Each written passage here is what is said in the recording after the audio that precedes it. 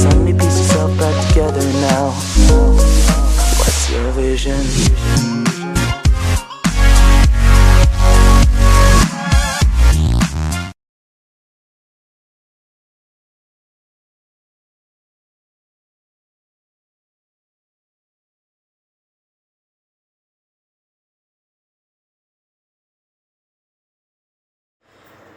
तो फिर hello friends, तो फिर आज हम सीखेंगे सर्कुलर आर्चेस के एनालिसिस। तो फिर शुरू करते हैं।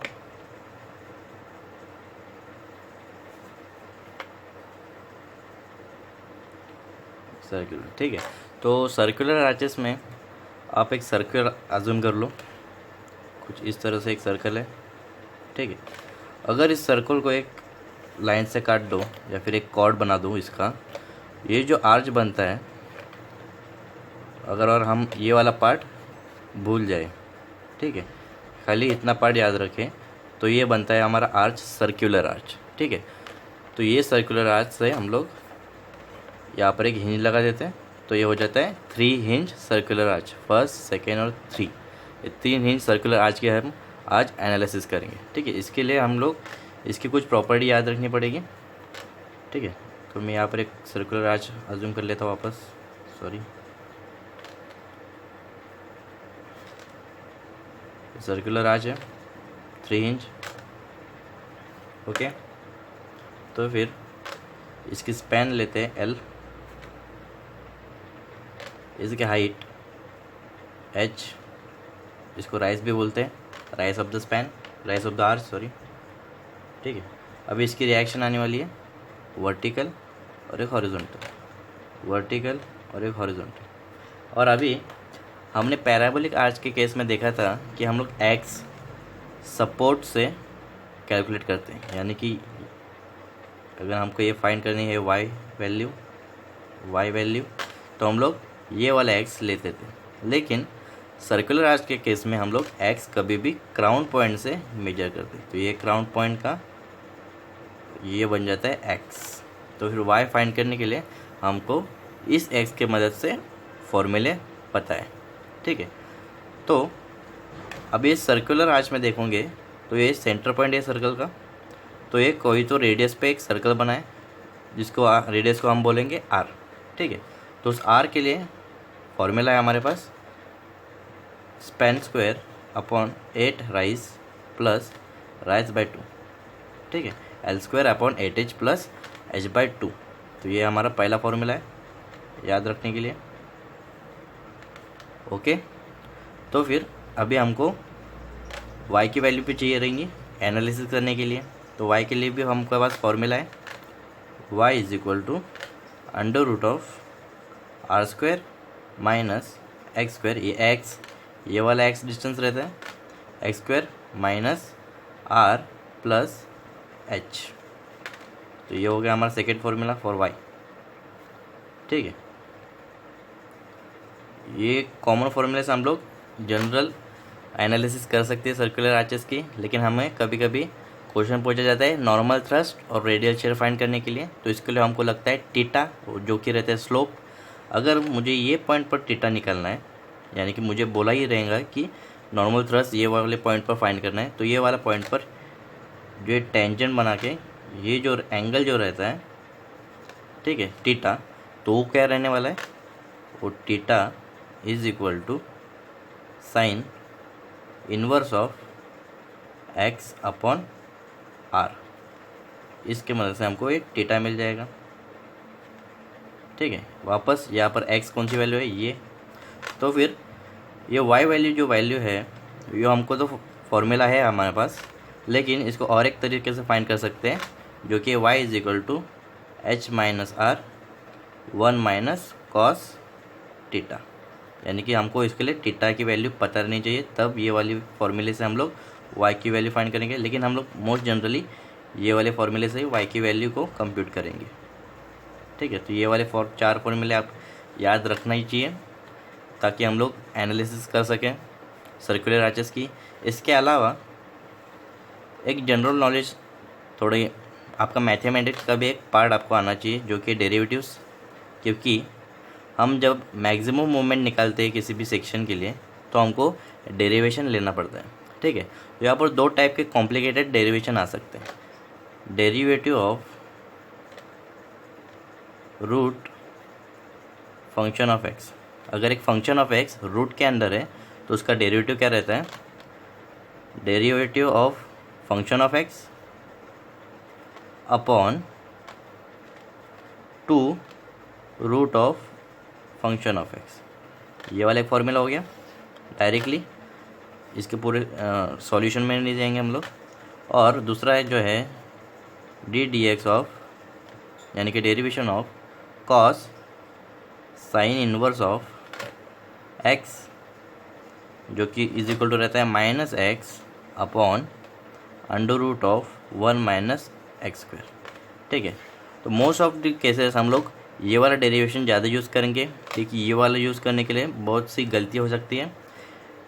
जब हम लोग y की वैल्यू ये वाली वैल्यू से हम लोग कंप्यूट करते हैं तो हमको ये वाला डेरिवेशन फाइंड करना पड़ता है।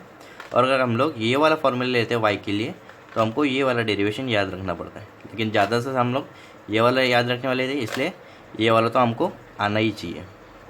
ठीक है। तो अभी हम सम्स के तरफ बढ़ते हैं। तो सम्स क्या रहते हैं देखते हैं। ठीक है। तो हम लोग एक यूनिवर्सिटी का सम सॉल्व करते हैं सबसे पहले, जो कि आया था मई 2060 में, जो कि क्वेश्चन नंबर 2 ए पार्ट में आया था और ये 10 मार्क के लिए पूछा गया था। ठीक है। तो 10 मार्क के लिए हमको एक आर्च दी गई थी।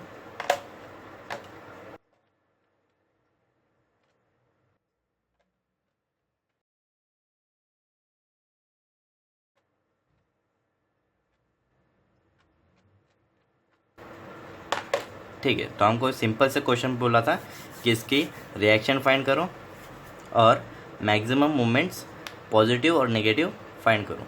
ठीक है। तो सबसे पहले तो हम लोग इसकी रिएक्शन निकालने वाले हैं। ठीक है। Summation of moment at A is equal to 0, clockwise is equal to clockwise लेंगे प्लस लेंगे और एंटी क्लॉकवाइज को नेगेटिव लेंगे यहाँ पर। ठीक है। तो क्लॉकवाइज में देखेंगे पॉइंट ए से तो ये 10 किलोमीटर जा रहा है। 10 इंटू डिस्टेंस है 10 और फिर कोई फोर्स नहीं, फिर direct R B into 30 metre is equal to 0। ठीक है। तो इससे हमको आर बी की वैल्यू मिल जाएंगी 3.33 किलो न्यूटन।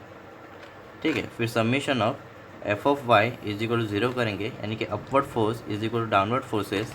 तो अपवर्ड फोर्सेस में R A plus R B की वैल्यू पता है 3.33 is equal to downward force eight 10। तो इसलिए डायरेक्टली आर ए की वैल्यू हमको मिलेगी 6.67 किलो न्यूटन। ये अपवर्ड डायरेक्शन दिखा दो इसकी रिएक्शन की। ठीक है। तो अब इन हॉरिजॉन्टल थ्रस्ट फाइंड करने के लिए मूवमेंट एट क्राउन पॉइंट लेंगे, यानी कि movement at C is equal to 0। एक तो लेफ्ट में देखो या फिर राइट में देखो। चलो राइट में देख लेते हैं। तो राइट में देखेंगे तो यहाँ पर मिलेंगे राइट वाले पार्ट में रिएक्शन ही बना देते हो। यहाँ पर वर्टिकल फोर्स है आर बी और हॉरिजॉन्टल थ्रस्ट एच बी, ये है आर ए और ये एच है। ठीक है। तो यहाँ पर देखोगे ये वाला पार्ट भूल जाएंगे, क्योंकि राइट साइड में देख रहे हैं। तो आर बी अपवर्ड जा रहे हैं इसलिए पॉजिटिव। आर बी है हमारा 3.33 और डिस्टेंस है ये 30 है तो ये 15 है इसलिए 15।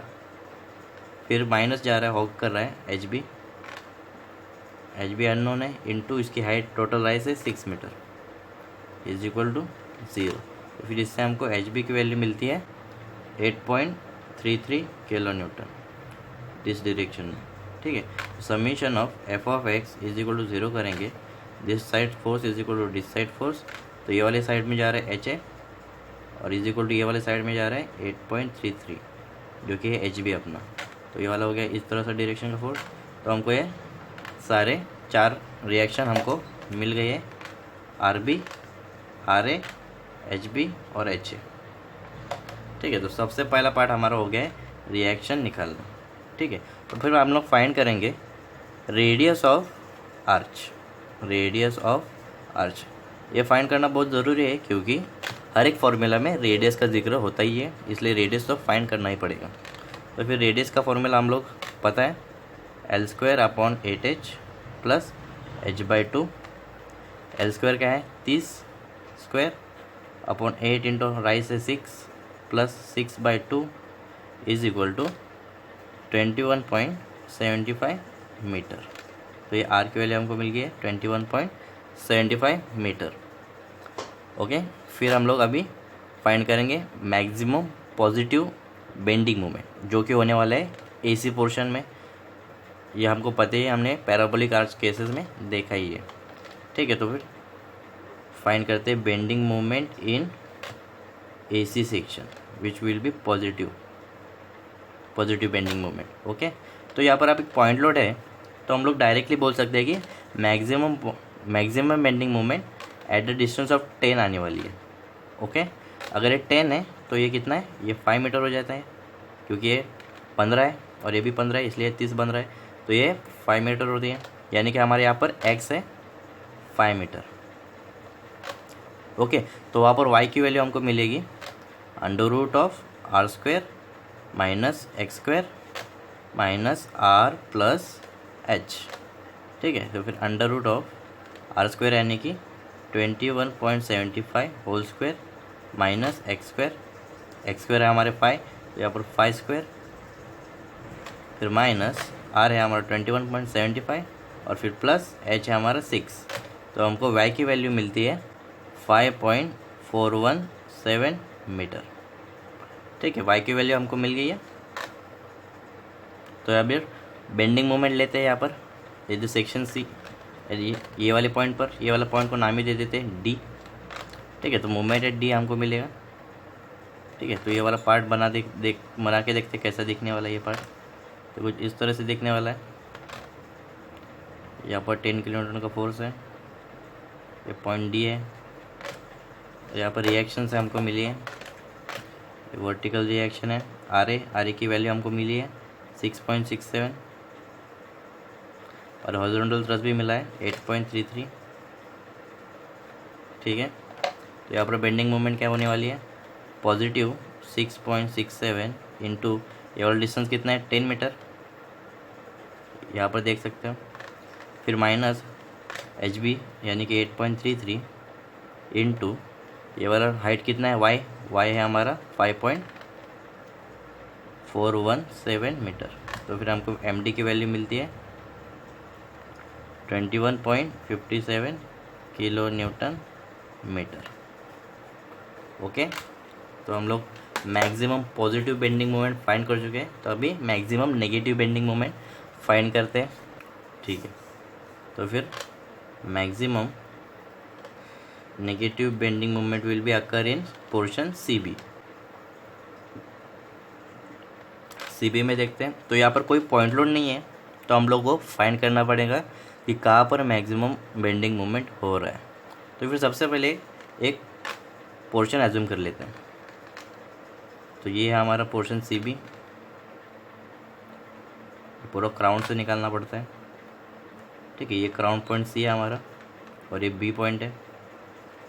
ओके, यहाँ पर हमारे रिएक्शन है, ये रिएक्शन हमको आर बी हमको मिला है 3.33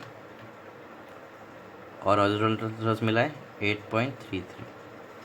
ओके, तो मैं मान लेता हूँ कि ये वाले पॉइंट पर, यानी कि ये पॉइंट सब जो मैं नाम देता हूँ ई, पॉइंट ई पर मैक्सिमम बेंडिंग मोमेंट आ रहा है। तो हम लोग एक्स कहाँ से एज्यूम करते हैं, कभी भी सेंटर यानी कि ग्राउंड पॉइंट से, तो ये वाली वैल्यू हो जाएंगे हमारी एक्स। ठीक है, ओके, तो ये वाली वैल्यू एक्स है। ये टोटल तो 15 मीटर है, क्योंकि हाफ है 15 मीटर, तो ये वाली वैल्यू हमको मिलेंगी 15 माइनस एक्स। ओके, तो ये ध्यान रखो। अभी मोमेंट एट ई लेते हैं जो कि मैक्सिमम मोमेंट है, तो फिर max moment negative is equal to M ई।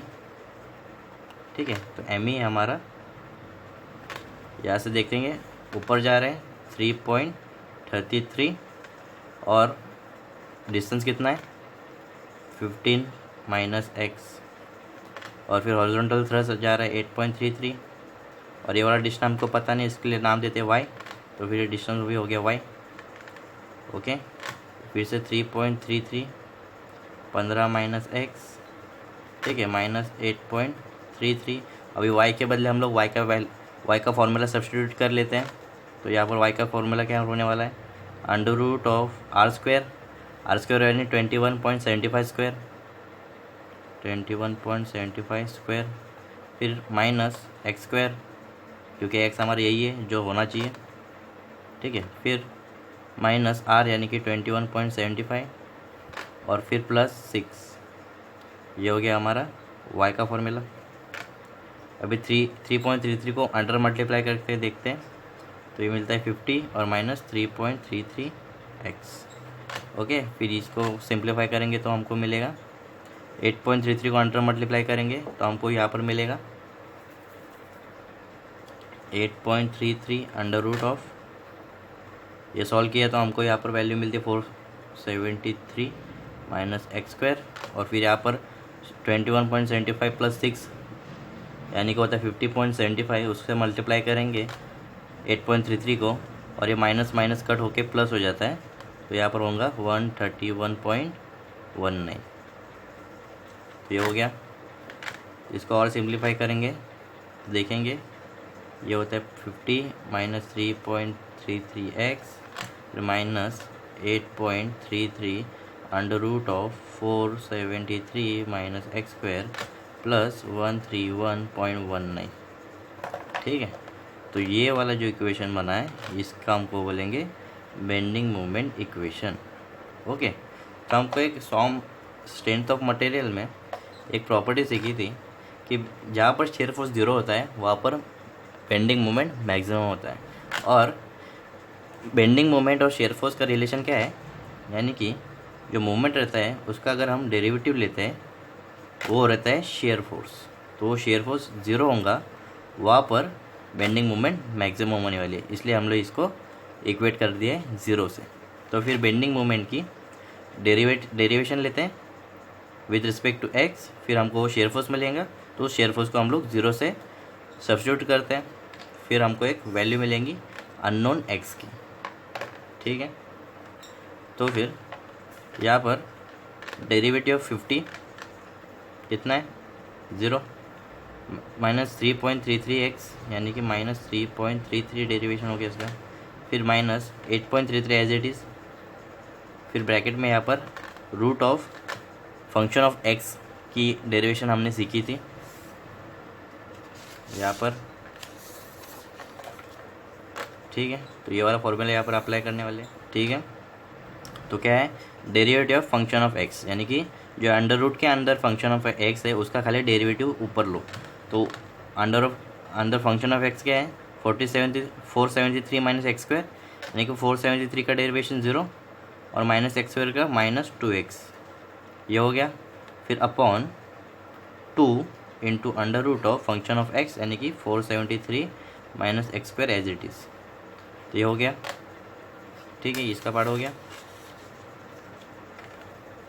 अभी प्लस 131.19 का डेरिवेशन है, फिर से 0, ठीक है। तो ये 0 इक्वेट करेंगे यहाँ पर ये वाला वैल्यू, तो इसको और सिंप्लीफाई करेंगे तो देखेंगे 3.33 माइनस, अभी यहाँ पर देखेंगे ये 0 का कोई वैल्यू नहीं है तो ये 0 मिटा दो, ठीक है। तो ये 2 कैंसिल हो जाएगा और ये अंदर मल्टीप्लाई होगा और ये माइनस माइनस कैंसिल हो जाएंगे और ये प्लस हो जाएगा 8.33 अपॉन ये एक्स से multiplied under root of 473 minus x square, ठीक है, विच इज़ इक्वल टू 0। अब ये 3.33 को ये बाजू में डाल देते हैं और ये वाली इसको मल्टीप्लाई कर देते हैं ऊपर, तो हमको मिलेगा 8.33x is equal to 3.33 into under root of 473 minus x square. Okay, तो बोथ साइड डिवाइड बाय 3.33 करेंगे तो 8.33 divide by 3.33 x is equal to, ये तो कट होंगे 1 हो जाएंगे इसलिए 473 माइनस एक्स स्क्वायर, फिर स्क्वायर लेते हैं दो बोथ साइड का 8.33 x upon 3.33 the whole square is equal to, यहाँ पर रूट कैंसिल हो जाएगा स्क्वायर की वजह से 473 माइनस एक्स स्क्वायर, तो ये जब सॉल्व करेंगे इक्वेशन तो हमको यहाँ पर x की वैल्यू मिलेगी 8 मीटर। ओके, तो ये 8 मीटर क्या है, ये वाला, यानी कि सपोर्ट से जो हमको मेन ये वैल्यू है, इसको समझो, मैं नाम देता हूँ z। ओके, ठीक है। तो ये z की वैल्यू जो बनेगी वो है 15 माइनस एक्स, यानी कि 15 माइनस 8 यानी कि 7 मीटर। ठीक है, तो ये 7 मीटर का सेक्शन मैं यहाँ पर बना लेता हूँ।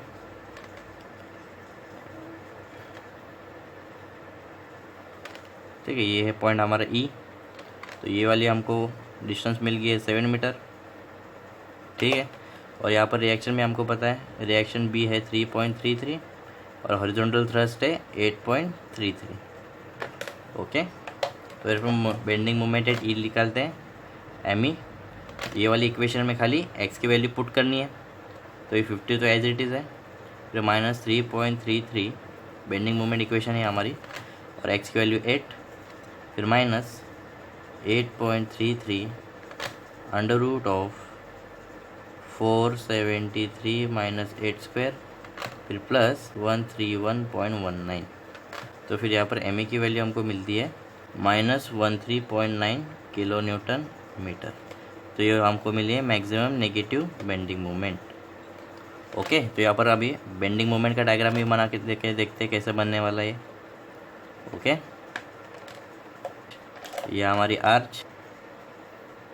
ओके, ये पॉइंट ए, ये बी और ये सी।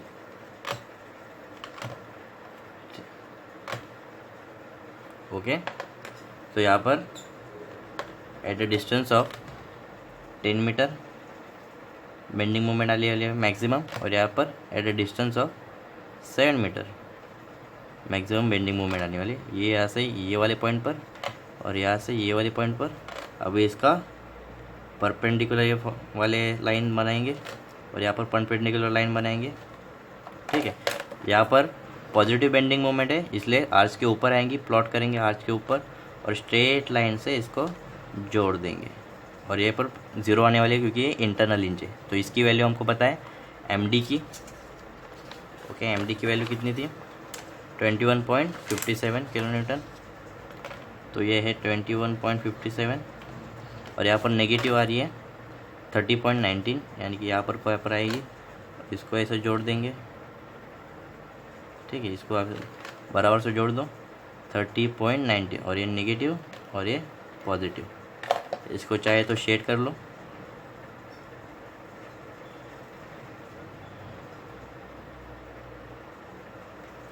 ठीक है, तो ये रहेंगे हमारे बेंडिंग मोमेंट डायग्राम। तो इस तरह से हम लोग फाइंड करते हैं सर्कुलर आर्चेस के बेंडिंग मोमेंट डायग्राम्स, रिएक्शंस वगैरह वगैरह।